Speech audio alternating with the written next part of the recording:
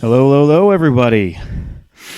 I'm back. The traveling man is back. We're going to talk about travel today. It's 2 cents worth. I'm your host, Ryan DeFaber. Welcome to the show. If you're new here, these are the things we talk about. Sports, fitness, life. My 2 cents on any and all of them. Sometimes I'll have guests. Most times I won't. It's me just sitting in my office talking to myself into a microphone. But that's what we do here. Travel. That's what we're going to talk about today. I have been on the road for work, for pleasure, 3 weeks in a row. But then when I look back at the calendar, I believe it's 4 out of the last 5 weeks I've been on the road. So last week I was on the road. Today, this episode's coming out on the 15th of September, so this is my first week home, full week home.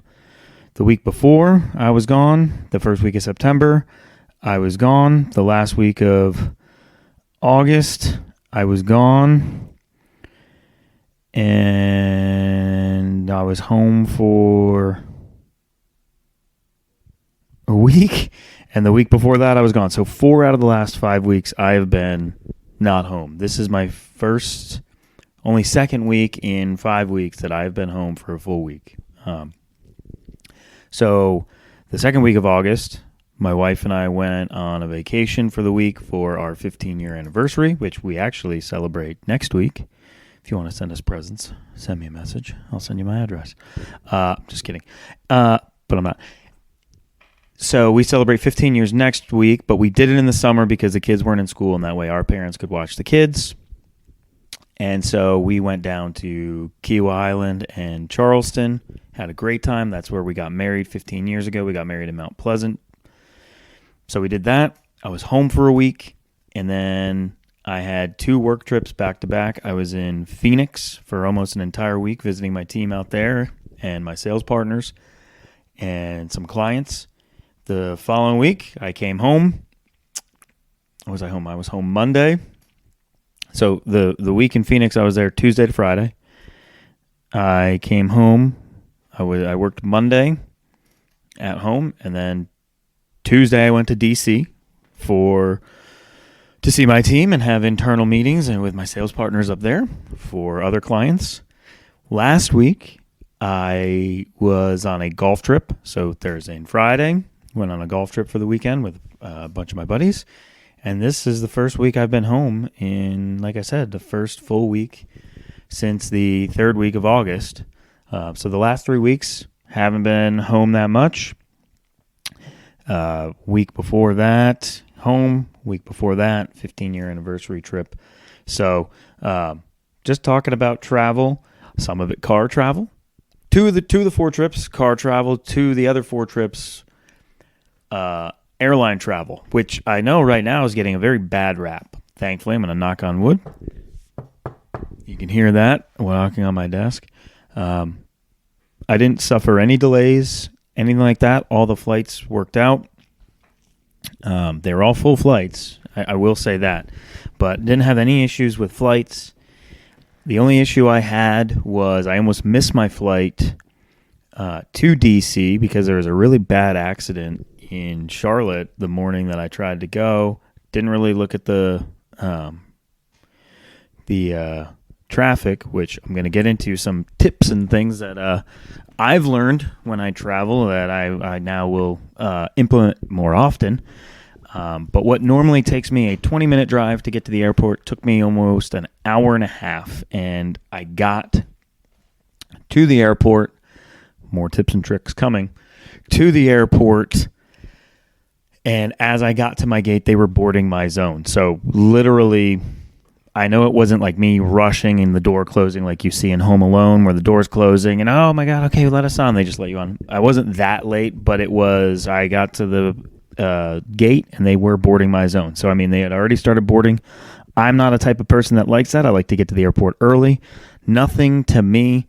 Now, this is work trips, but like if you're traveling for pleasure or anything like that, nothing to me is better than an airport beer. I love an airport beer. They cost about 10 times more than they should, but Nothing like sitting in an airport bar. You got transient people all around, travelers all around, people moving around, and you sit down, and it's usually nice and cold, and it's in a big mug, and you sit at the bar of some random restaurant in the airport, and you suck down a beer, and it's usually some of the beers are good because you get local beers, and now there's breweries opening up in airports. But then there's other times where you sit at a bar, and they got the 4 beers on tap. It's usually like a Sam Adams, maybe a Goose Island IPA, a Bud Light, and a Blue Moon, right?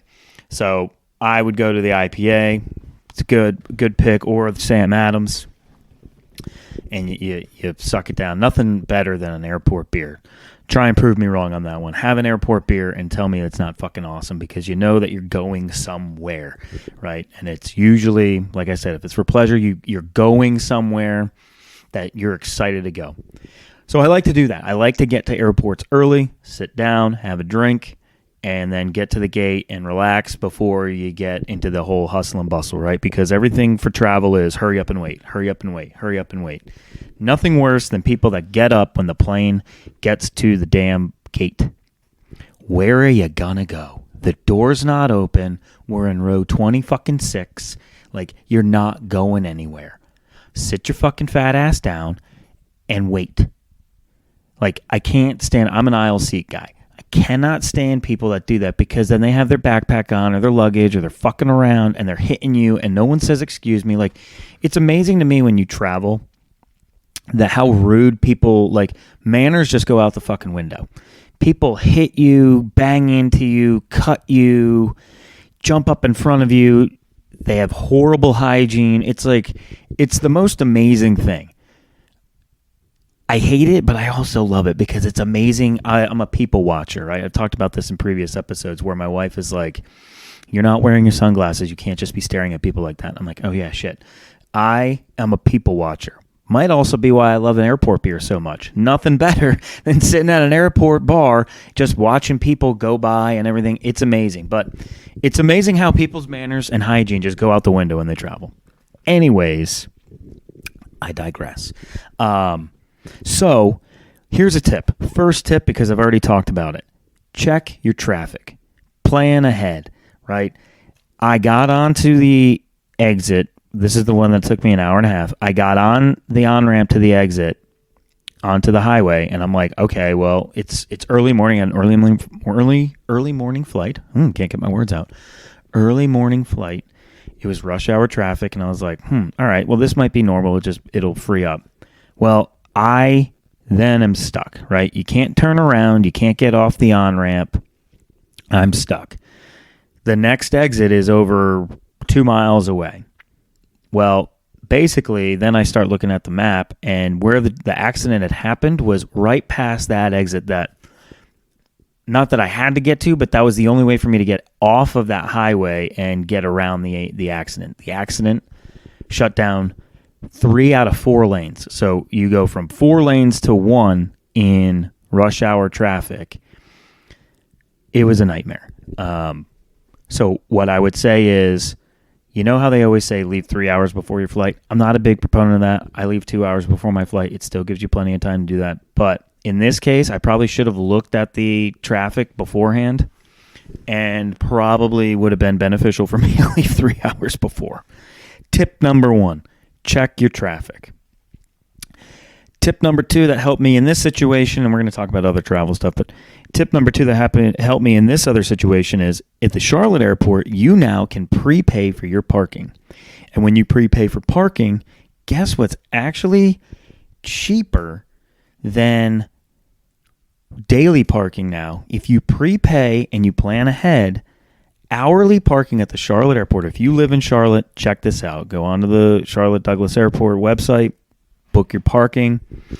Basically, it's just how many hours you're going to be there or days, and you put in, like, basically put 2 hours before your flight arrives and put an hour to an hour and a half after your flight lands to be safe, right? That saved me. I picked hourly because it was cheaper for me to book hourly than it was daily because I booked ahead. Isn't that crazy? hourly deck was cheaper than daily deck. And what helped me there on that instance was I was able to get to the hourly deck. I was able to park and walk right into the airport. I didn't have to park and then wait for a shuttle, which, credit to them. They do a pretty good job, but it's not always consistent. Like, there are times where you have to wait 10, 15 minutes for a shuttle to come. If I had to wait 10 to 15 minutes for that shuttle to come, I would have missed my flight. There's no doubt. Okay? So check which parking deck you have. Check which is going to be the best for you. If you're not someone that likes to get to the airport early, find the deck that's the closest, prepay, get all that taken care of. If you're someone that likes to get to the airport earlier, daily, whatever might be cheaper for you, most efficient, right? Parking. Third thing, and this, from a long-term perspective, if you travel a lot, is worth it. If you do not have TSA PreCheck, get yourself TSA PreCheck. My wife did not have TSA PreCheck up until this year, and the only reason she got it is because we flew to Miami. She had to go through regular security. I went through TSA PreCheck. This is a personal trip. This was just a fun trip we did for a weekend for ourselves back in February. I go through TSA. I'm through security in probably 2 minutes.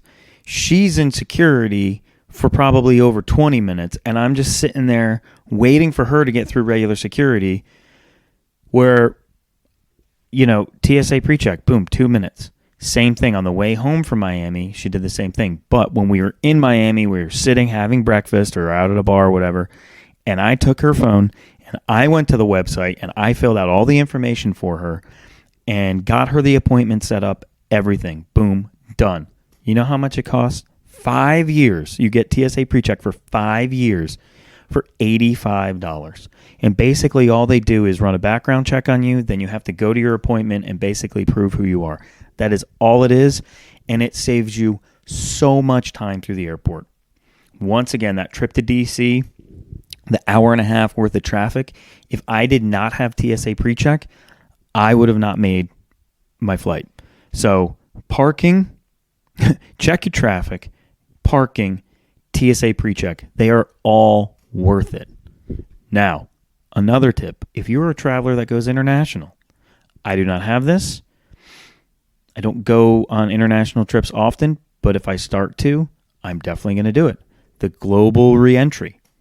Get yourself the global reentry. There's nothing worse when you land home after a long trip. It's an international trip. You've had fun, but now all you want to do is get home. The last thing you want to do is stand in a long-ass line for an hour or two to go through customs. Global reentry, the way to go. I don't know the cost on that. You look it up. I'm not the person here with all the answers, but I'm just giving you my 2 cents worth here.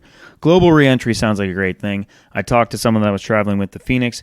He talked about it. He was like, it drives me crazy because he's kind of in the same situation that I was in with my wife.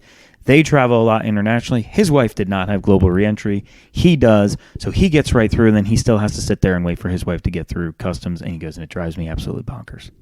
Global reentry. There's your next tip. Now, airline travel. I will say, and again, I already talked about it, I have lucked out that I did not have any delays. I did not have any canceled flights these last 2 trips. I have had those in the past. Yes, it sucks. But here's what I'm going to tell you. Be a decent human being to customer service, to the people in the airport trying to rebook you flights.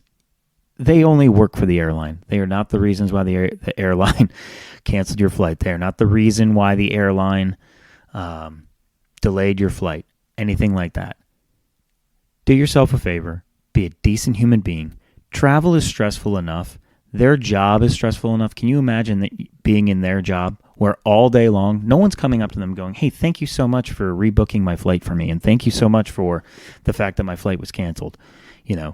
It's usually they're getting yelled at 8 to 10 hours a day. Be a decent human being. Look them in the eye.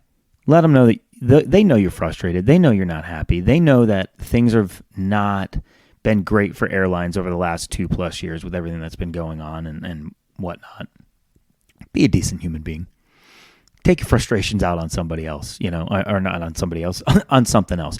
Go get yourself a beer and calm yourself down. You know what I'm saying? Airport beer. Boom. There's another plug for it. Get yourself an airport beer before you go and stand in customer service and get your flight rebooked or whatever it might be. There's bigger things in the world that can happen, worse things in the world that can happen. For instance, the reason why that traffic happened, unfortunately, that morning, somebody in that accident died. And I had to keep on telling myself that, like, hey, if you miss your flight, it's not that big of a deal because someone lost their life today. That could have been you, right? And those are the things you got to think about. So was I going to take my frustrations out on customer service if I had missed my flight? No, I would have just been like, man, I missed my flight. Hey, can you rebook me? I missed my flight. This happened. There was an accident, whatnot. Anyways, right? Be a decent human being. But thankfully, airline travel hasn't been that bad for me.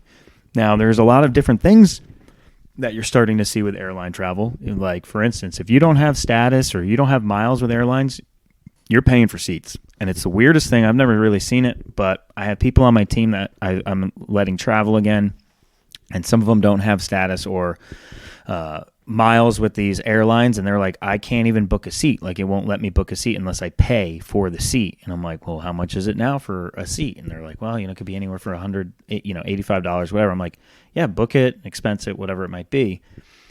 But do yourself a favor. If you're going to travel and you live in a place to where there is a airline that calls it a hub, for Charlotte, it's American Airlines, sign yourselves up for that credit card or those miles. I'm not saying to get a credit card and put yourself in debt for any reason.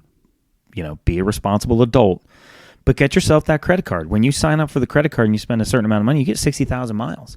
That gets you a flight. I mean, I sound like them on the fucking airline when they walk up and down. Oh, we're giving you this promotion. But I'm serious. If you travel enough and you're out of an airport that has a hub, that airline's going to give out a credit card that will give you rewards and extra miles when you use it, right? So my American Airlines card I use for also my work expenses. So that helps me get miles along with my frequent flyer mile number when I'm on flights. So I'm doubling up my miles anytime I travel, things like that.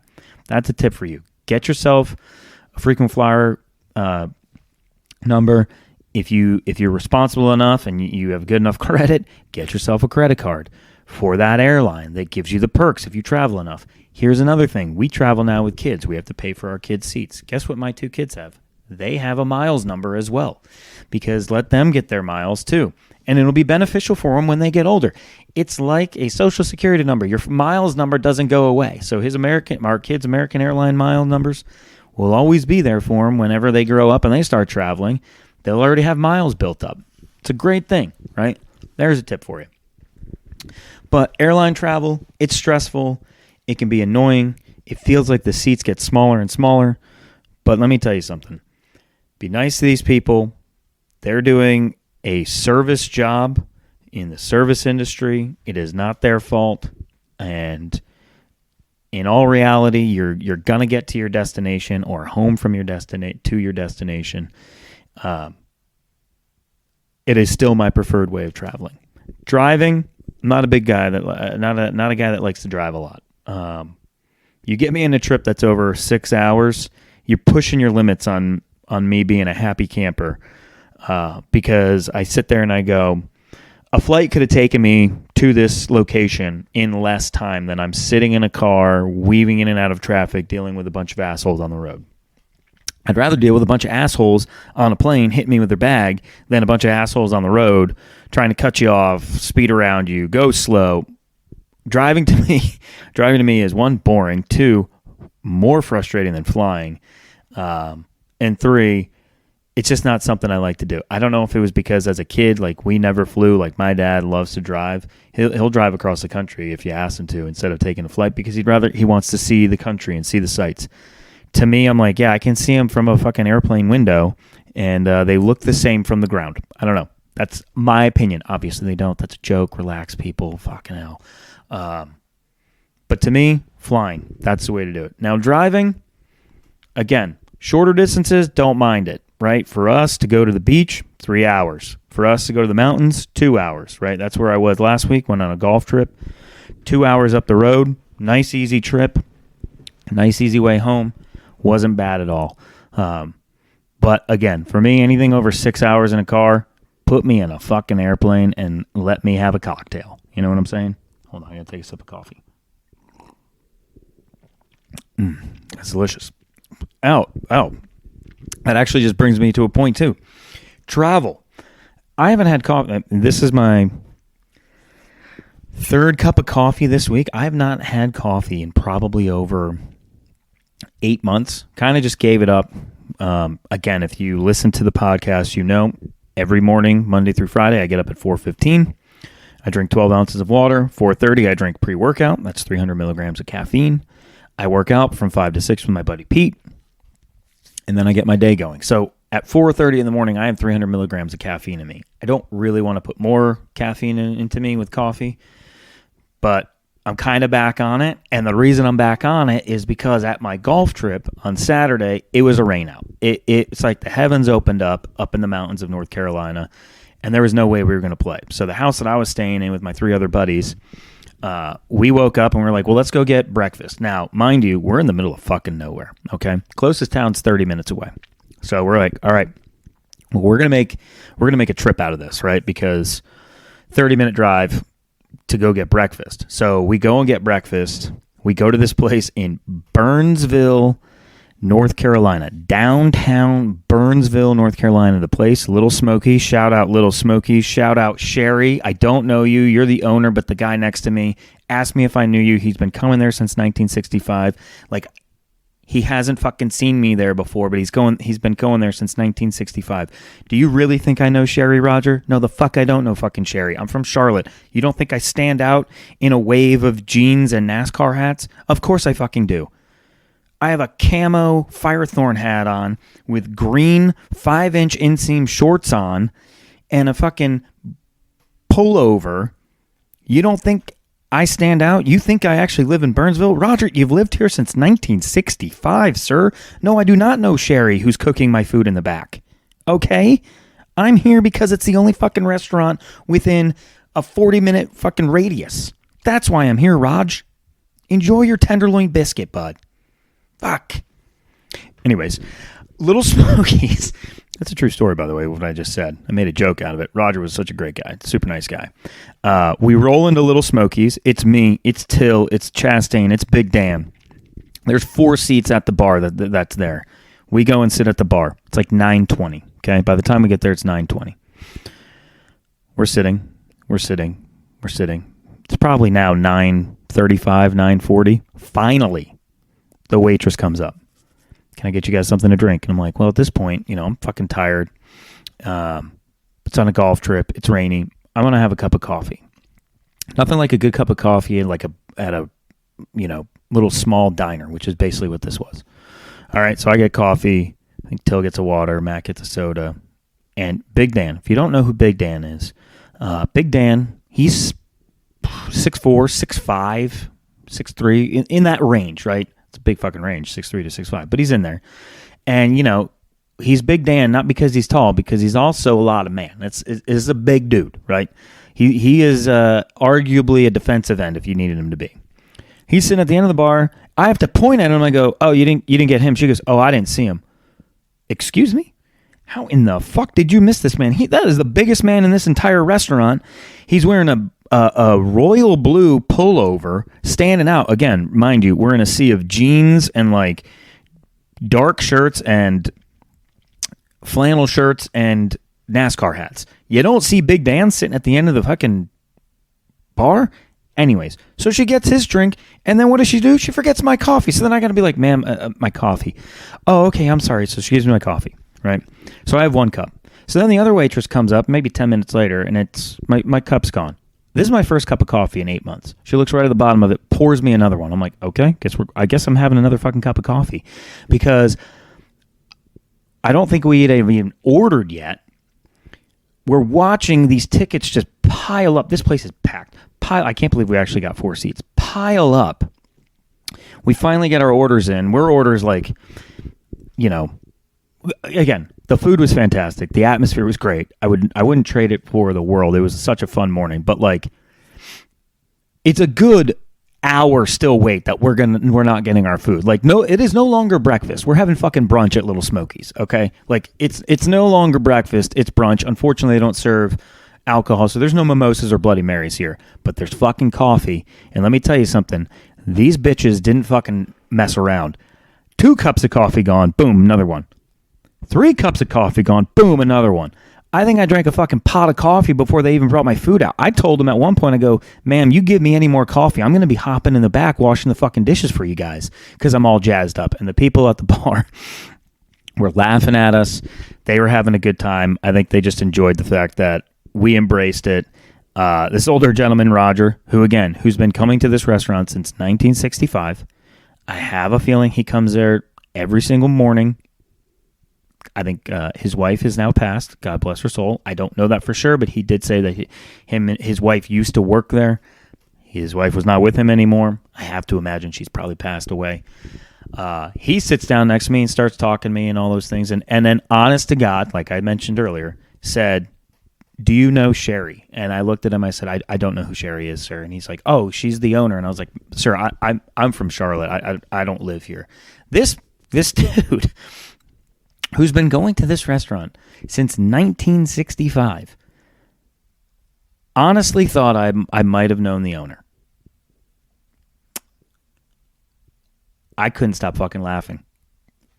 After the fact, not to his face. When we left and I told Dan and Big Dan and Matt that story, they were all like, wait, what?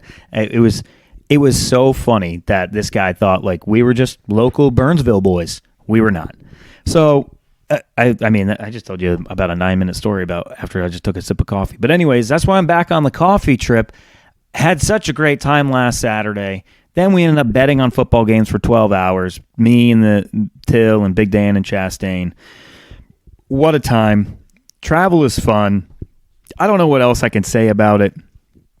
I've been on the road. That's why I haven't put the podcast out in the last 3 weeks. I literally have been catching up from work, making sure I'm putting time in for the family, all those things. And, you know, the podcast just hadn't been there. But it's back today. We're talking travel, my travel, where I've been going. I've seen a good portion of the United States from the sky and on the road, from Kiowa, South Carolina, to Phoenix, Arizona, to our nation's capital of Washington, D.C., to the mountains of North Carolina. That is where I've been my last 4 trips.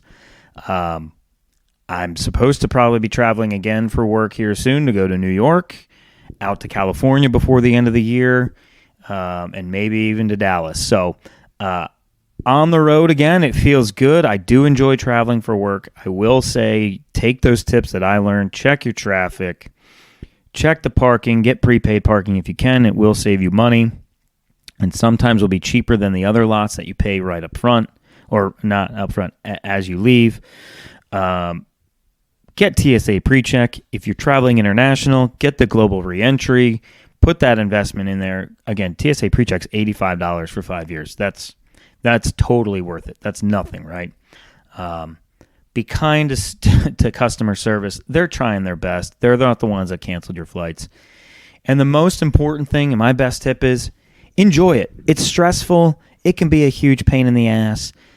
But when you have situations like I just talked about, going to Little Smokies, that day could have been ruined, right? We were supposed to play 27 holes of golf with our group of 16. It didn't happen.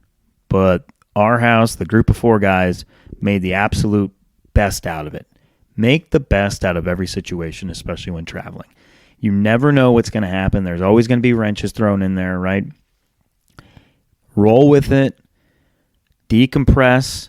Get an airport beer. Go into a small town if you're around there. Go and eat with the locals and meet a nice gentleman named Roger to have a good conversation with over a fucking pot of coffee. By the way, TMI, my piss smelled like fucking coffee, I think probably for an entire day with how much bean was in me. Coffee bean, that is. But make the most of it. Enjoy it. Pack light, pack smart. Okay? That's also another thing. You don't want to lose your luggage. Get yourself a backpack that you can put underneath the seat, that you can put clothes in. and get yourself a carry-on that you know you're going to make it into.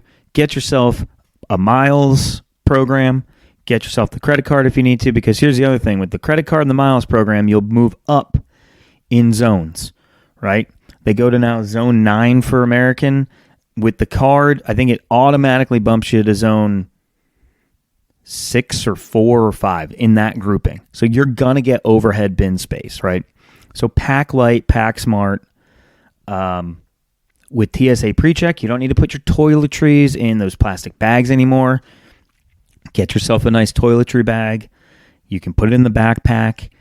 You don't have to take it out. You don't have to take your shoes off. The only thing you ever have to do is put your cell phone, your wallet, and for me, chapstick goes everywhere with me. Chap lips all the time. Chapstick, phone, wallet, boom, goes in the bag, goes through the security. You don't have to take shoes, belt, watch off, anything like that. You go right through. Enjoy the process. Travel is fun. It can be stressful. We all know that, but it also can be fun. Enjoy it.